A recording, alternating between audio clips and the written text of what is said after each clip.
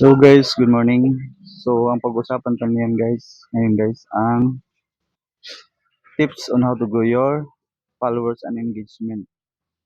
So una po, may kasabihan nga na magtanim para may aanihin.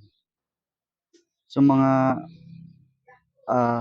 beginners po, kung maiwasan, kung maaari, wag po kamong mag-post ng follow mo muna ako at follow kita, which is wrong.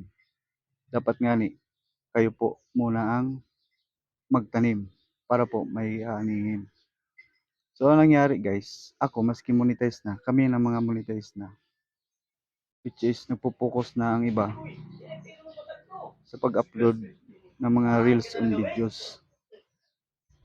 Pero ang iba lang yun. So, para sa ako guys, nagpa-follow din muna ako. Pero yun nga na-encounter ko yung ah nagdi-demand,